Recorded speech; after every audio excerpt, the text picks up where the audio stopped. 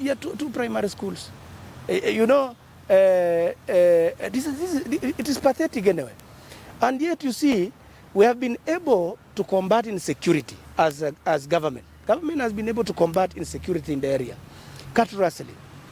You are no longer seeing the question to do with the cattle rustling the way it was. But although we have pockets of cattle thefts that have been existing, but of course for the last 1 month, it has been quiet, because I really appreciate the effort of Chief of Defense Forces and the government as well for doing the needful in terms of managing these pockets of cattle thefts. Now, this area is a resettlement area, purely. It's a resettlement area where government needs to interest itself that people are coming back to the same area. People shifted to the upper side, to Queen constituency, they shifted to Kenya, they shifted to Busoga, the others went even up to Toro. Now others are in Teso. But people are coming back. But you can't go to an area where there is no primary school.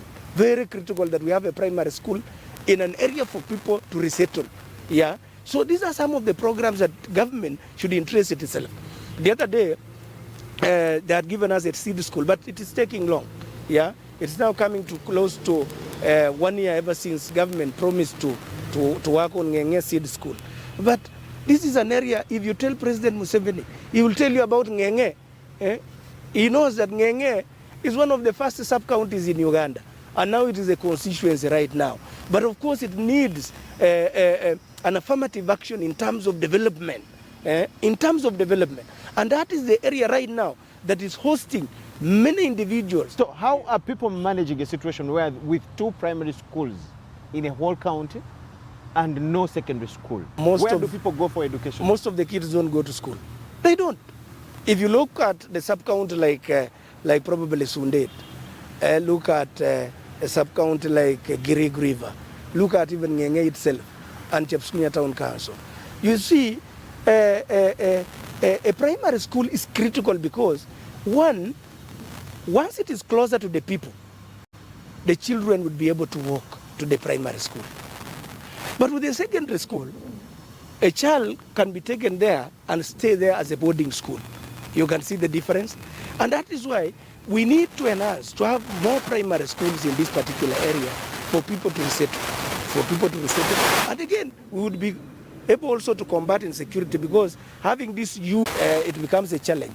How much have you taken good use of your position as a member of parliament, you yourself and a group as colleagues, to ensure that this is hard out? We have really started engaging government in terms of having write-ups and also talking to the ministers. Right now I talked to Honorable Muhingo. I told him, of course, do something about my schools, do something about my county. Now, in the 9th Parliament, I had a challenge because I was a member of Parliament for a bigger area.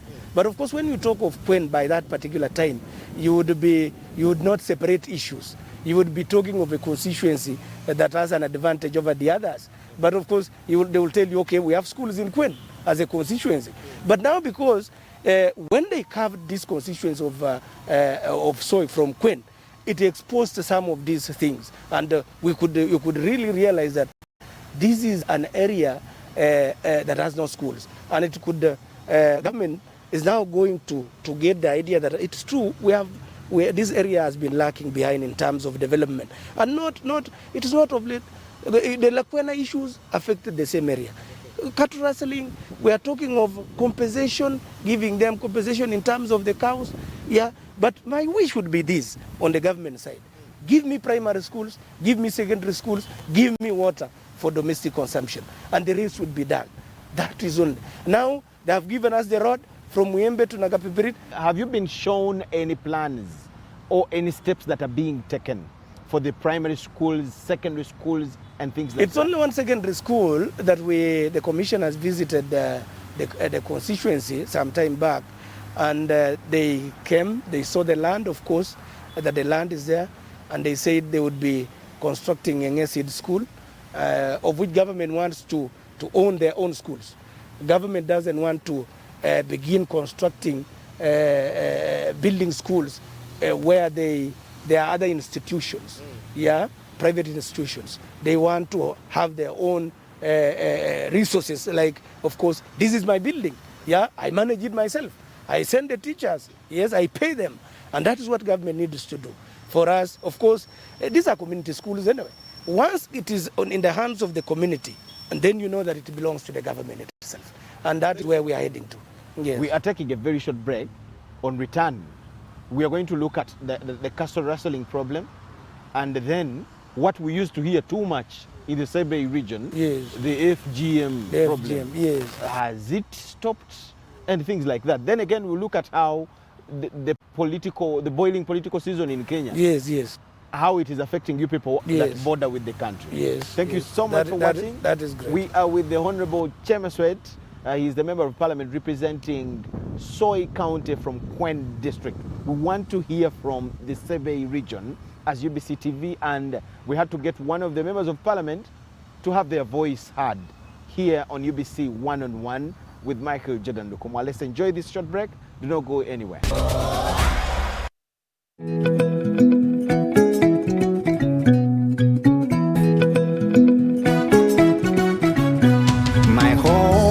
I smile when I think of you, Uganda, my home. My home, I dance when I look at you, Uganda, my home. Oh, my Uganda. I know, with you I'll always stay forever. I know, because I feel that we belong together. My home.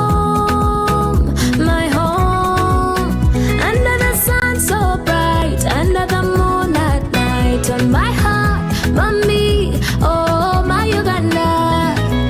Hey, mama. My Uganda. Oh, my Uganda. oh, my Uganda. My Uganda. Nigokona. My Uganda. Amari, Alemira. My Uganda.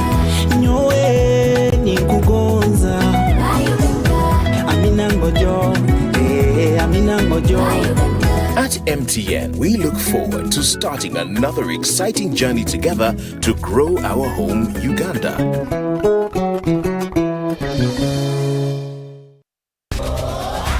UBC One on One, welcome back from the break, and thank you so much for watching. This evening, we have chosen to hear from Sebei, and we have one of the members of parliament from Soy County, that is in Kwen District. His name is the Honorable Chemeswet Abdil, and we are discussing a number of issues from the area. Honorable, tell us about cattle rustling in the area. You say security has helped so much to have this problem wiped out almost now 90%. Is that, did I get you right? Yeah. Yes. So, do we have hope that it will totally go? Yeah, with the NRM government and the leadership of President Museveni, I believe President Museveni has mastered both insecurity and security, the two things, and he knows how to deal with them, and is one of the professors of security in the whole world. And I believe that we have come from far. You cannot compare the issues of cattle rustling to those days of 1980s, to those days of 1980s, where the situation has kept changing every day and night. And you see, we as Ugandans, they used to laugh on us. I went to Kenya one time, and of course, when I went there, you know, people used to ask, who is that guy? A Ugandan. Sometimes people may end up even beating you because they think that you are an animal. You see, we used to be like wild animals before, because they could talk of the gorillas. Now, when they talk of the gorillas in the bushes fighting a government, now they would think that all Ugandans are gorillas, real gorillas, they're animals. Right now, in the region, in the East African region, or the East African community, We as Ugandans have a name and we are valued. If you go to any country, they say, okay, this is a Ugandan, and they will give you respect that you deserve. Unlike those days, we as a country, the country had gone down completely. It had dilapidated to a situation whereby Who are the perpetrators? Who are the main perpetrators of cattle rustling in your area in particular? I would not wish to say that the Karamojongs, because this problem of cattle rustling also affected Karamoja, yes, affected Teso, affected the Pokots, affected the Langis and the Cholis as well, and it was almost a problem that was affecting almost half of Uganda. Yes, it affected even Bugisu. Yes, yeah. So everybody was crying. It affected Sebei as well. So, in fact, you would find that within Karamoja, of course, you have the Dodoth, you have the Mathiniko, you have the Bokora, and all of them were raiding each other. So, all in Karamoja, people are not the same. If you talk of Karamoja, you are talking of different sects within Karamoja. And of course, I believe that the Pokots as well were raiding Sebei, and the other end of Bukwa, I think there were also raids in the other side of Kenya as well. But of course, I believe the situation has changed completely because of the good leadership, because we have forces that are capable to combat this menace of cattle rustling. And it is now over. We are talking of pockets of cattle theft. Pockets of cattle theft. Just like any other place. If you come to Kampala, if you come to Kampala, you will find that there are those ones, somebody may see chicken around and steal it, or even a goat. You know, these are thieves now. These are not raiders. But of course, if people come in a group, armed with machetes, armed with guns, arms and ammo, then that is now a wrong group. We will need a lot of force to manage them. But of course, these are pockets. We need only to identify them. After identifying them, of course, the problem will be gone. Having you here discussing anything from the Sebei region, we are now talking to getting it from the horse's mouth itself. Yes, yes. Being a representative of the people from there. Yes. Tell us about the stories to do with female genital mutilation. There is a time when we used to hear too much of that, and currently those stories are a bit almost nowhere to be heard. What happened? What measures did you take to stop this problem, to see that at least the stories are almost nowhere? Yeah, Michael, thank you for raising that question, of course, of FGM. FGM has been a practice, of course, in Sebei and other parts of the world. Yeah, including the Somalis, including other Kalenjins. They were also practicing it in the Rift Valley. Yeah, and also the Kisi, even the Kikuyus in Kenya used to practice the same. But of course, you know, the other communities, theirs is hidden because they do it from the bathroom. You know, a child wakes up from the bed and then is taken to the bathroom without informing the whole village. But of course, with us, we have, of course, to celebrate when somebody is undergoing the same practice. But of course, this practice has disappeared. But the challenge was those who were fighting the same practice, FGM. You know, their idea was coined badly. They used to say, and they have been telling people, you know, when a lady is mutilated, when it comes to giving birth, children die, which is total lie. Yeah? You see, so that type of education ends up again going against them. You can look at maybe probably my mother, who is almost 90-something years old, gave birth to almost, I think, seven children. And they did not die. So the whole logic is now questionable. Then why do you say that children die? Why didn't Chemaswet die when they were giving birth to him. You see? Now, that theory is not the best. The issue should be why should we cut this thing, and yet it is the best for a woman. It's one of the best things for a woman. Not for a man, but for the woman, it is the best. Yeah, so that at least it is about maybe somebody's lifestyle. Eh? How do you want to have it? And I had challenges of course, again, when people were talking of FGM. When it comes to other regions, other practices in some societies or ethnic communities, look at what they call the pooling, which goes against again the same. If you are able to mutilate, let me call it also mutilating. You are mutilating a child of 12 years, a girl of 12 years. That is another mutilation that we need to interest ourselves in. Honorable, don't you really see a difference? Pulling and cutting. You are mutilating, and you are igniting a child of 12 years, exciting her to go into a process that is also bad. Because when you ignite it, then you are sending it to a certain level where an action has to be taken. Are you looking at the fight against FGM in a way as something that was in form of a witch hunt? No, it wasn't at all.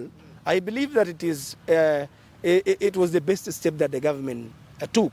But of course, what I'm only saying, the type of education that we are giving to people, in all the practice is bad, it isn't good, and of course, the effects aren't good, because first of all, you are dealing with the sensitive part that a woman needs so much in terms of... Just like you said, there are some pockets of cattle theft. Yeah. Do we still have some pockets of FGM?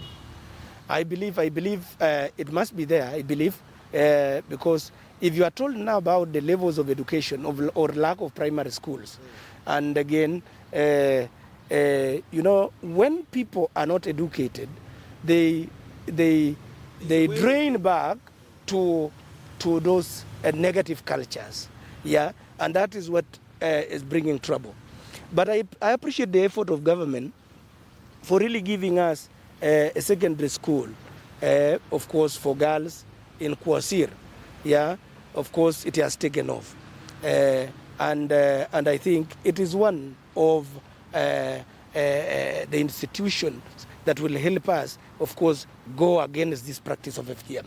But I believe that government, once they also bring schools, primary schools in Soy County, primary schools in Tor County, or in the other side of Kongasis, or that is something itching you really. Yes. What are you going to do as an MP? Of course, I've started engaging. I wrote a letter to the Minister of Education, the First Lady, and I had even told her when we were in Chankwansi, I told her we don't have primary schools, and the president was there. We don't have completely. We don't have secondary schools. Yes, of course, she noted it, and I believe she is going to do the needful as mama.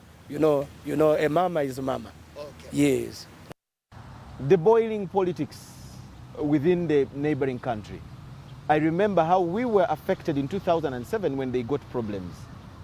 What is the feel like currently as they run towards an election that seems to be a bit heated? You know, you have, Michael, you have raised a pertinent issue in terms of the Kenyan election, and also bringing the idea that, of course, have you started feeling the heat? Yes. As people that yes. are just in their backyard? Yes, of course, my sub-region has an interest in terms of the election of Kenya. Yeah, the sub-region of Sebe has an interest. And of course... When you say the sub-region has an interest, what do you mean exactly? Of course, you know... As neighbors? Yes, neighbors, yes, we are the same. You know, I appreciate the fact that President Museveni and Toro Teacher Arap Moi and other presidents as well initiated the EAC, East African Community. and they brought it back, of course. They brought it back, and of course many countries are now coming in. We are having Congo very soon, of course, joining EAC, and we believe that, of course, we will be able to engage together. And when you brought the issue of elections in Kenya, we are one people. We are one people. Yeah? We are one people. We border the same. We border each other. We have the same interests. Yep. Yeah. Our cultures are the same. Yeah. Look at the Luos.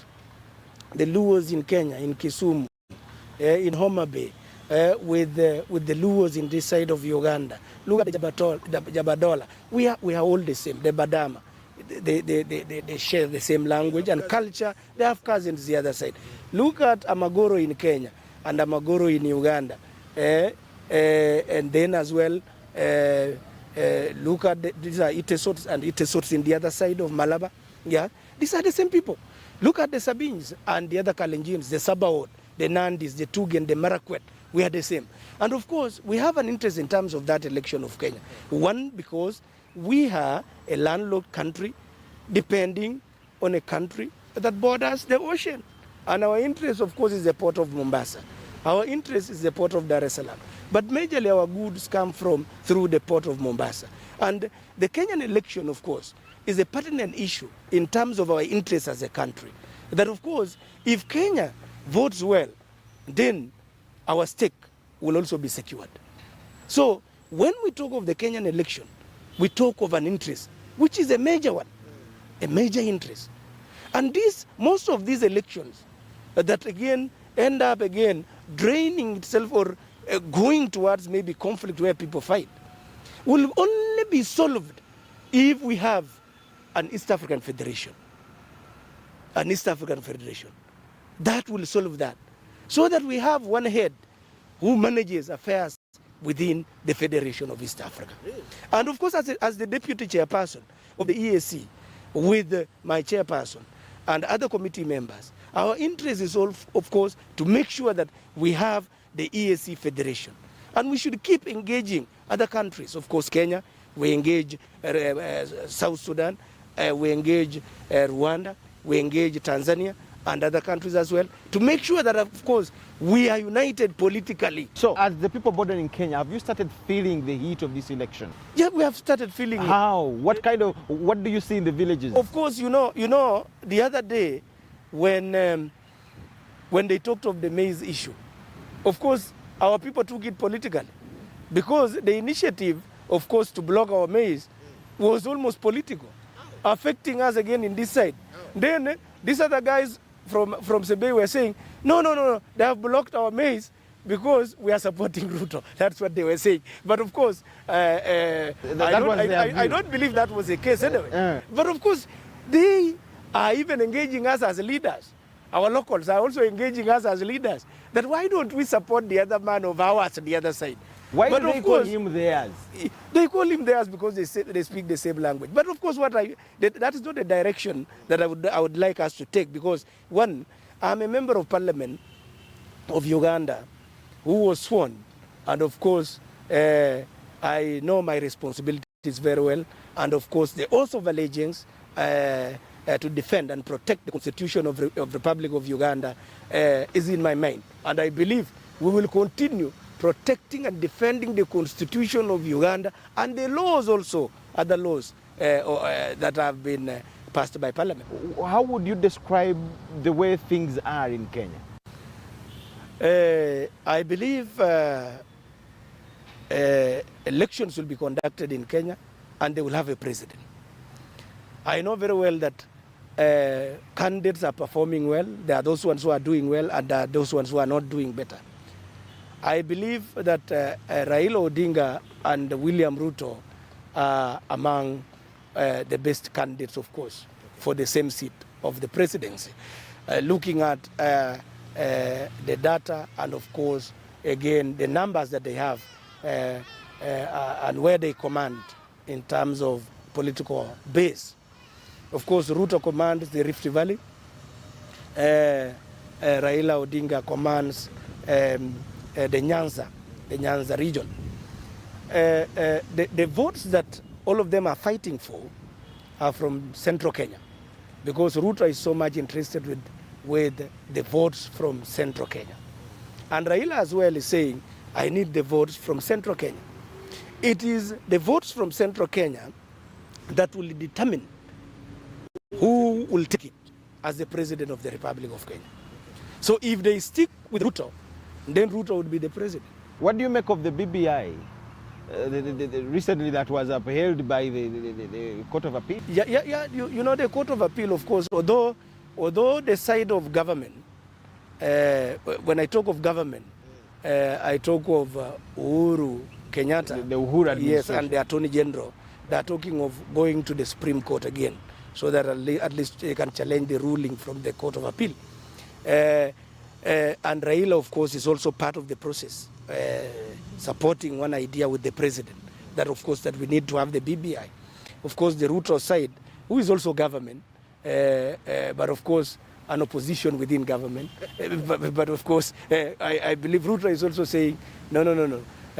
Although there are civil individuals from the civil society who are participating in the same process, not necessarily Ruto trying to block the BBI from taking effect. Ruto is on the sidelines, but of course watching the game.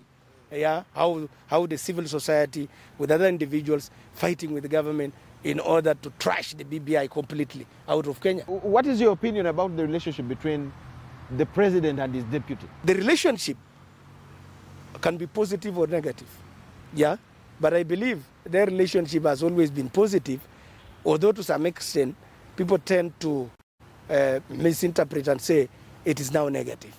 I believe with the politics, you don't need to have an enemy. There is no permanent enemy with the politics. With the politics, we keep changing, yeah, our minds every time. And I believe at some point, Uhuru Kenyatta will be working with his deputy in terms of delivering his candidature as the president of the Republic of Uganda. All these are games. I know very well that Uhuru Kenyatta is only trying to make sure that he finishes this term peacefully without the hassle from the opposition individuals fighting him so much. You take this from the point whereby immediately after Uhuru Kenyatta and the deputy president Ruto had been voted for, there were issues to do with political violence within Nairobi. Yeah, people burning tires, yes. People almost burning buildings. That's why I pick interest in this election to ask you a number of questions, because in case it takes a direction that is not sweet, our people in your region will be victims of the circumstance. Because you know Kenya is our trading partner. A very good replica of the 2007 issue. Yeah, it may take us that way. And of course, we know very well that, of course, we have been getting goods from Kenya, and Kenya has been getting also goods from us as a country. And I believe that our business and relationship may be affected, but we don't want to go that way. We need to have the leadership of EAC managing even processes of conflict, and again, deterring it earlier so that we don't have the replica of 2007 conflict in the Republic of Last week you were at the floor of Parliament, and you tabled a query about COVID-19 tests at the airport. Let us know that as well before we go away. You know, where did you gather this information? And BAC, I traveled to Dar es Salaam for the swearing in of Honorable James Kakoza. And then, of course, we had some engagements there, and then I left back after 5 days, of course. But when I left, of course, I did my COVID test here in Kampala. Then went to the airport, of course, cleared. I did my online transmission of for the certificate. I applied for the certificate from the Ministry of Health in Tanzania, because theirs is online.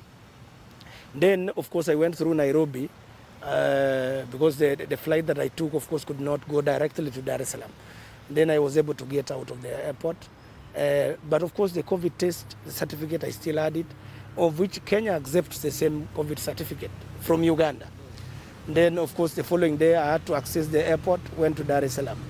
Then in Dar es Salaam, of course, you do the rapid testing. Yeah, and of course, the staff have been lined for the same duty. almost 20 of them at the airport. You don't need to exit the airport for tests outside. But of course it is done. They have set the desks and of course make sure that of course there is a VIP area, there is all that, and then they test you. Then of course you wait for your results. Then of course they will be printed immediately and you are given. They will call the names, they will give you some waiting area around there. But of course when I came back, arriving at Entebbe, things were quite different. Yeah, but I had done my test in Muhimbili National Hospital in Dar es Salaam. Then I had my COVID test certificate.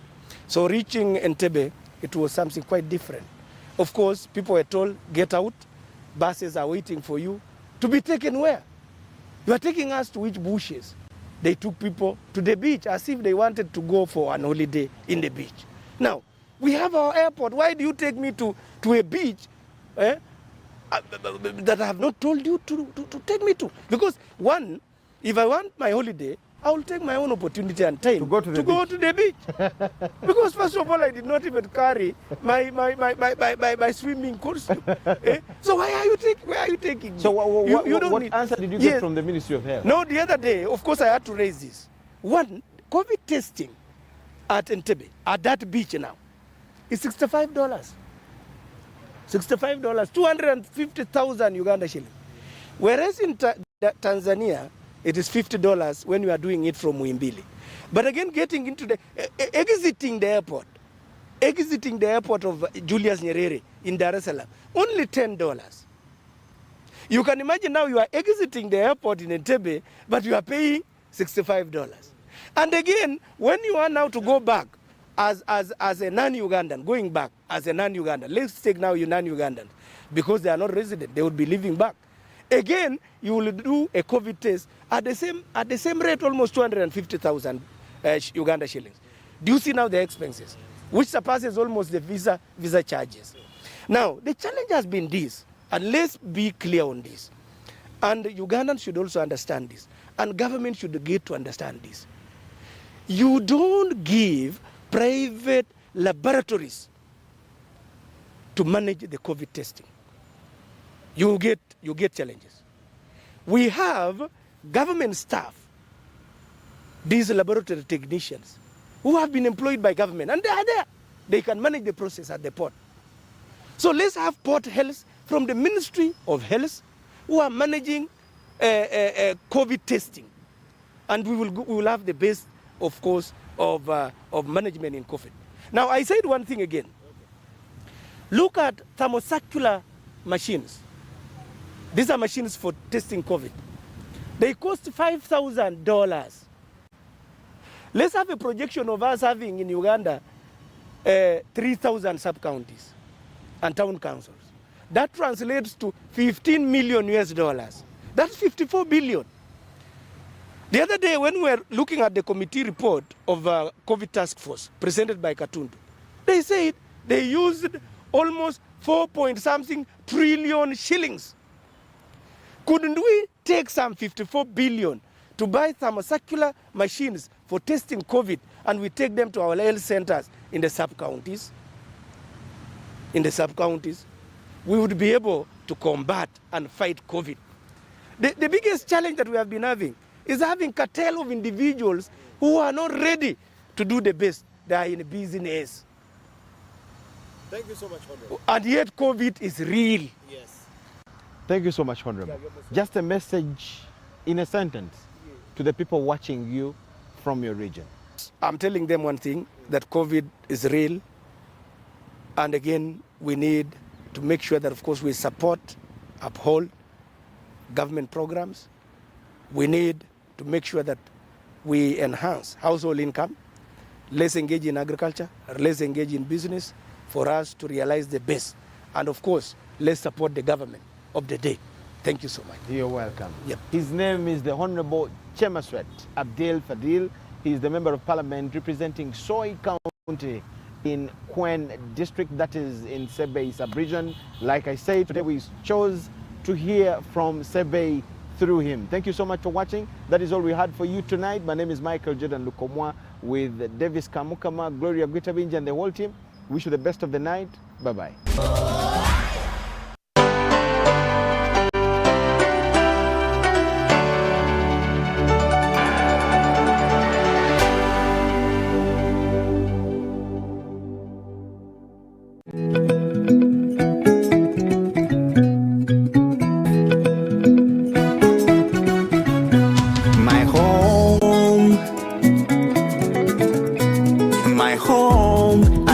when I look at you, Uganda, my home.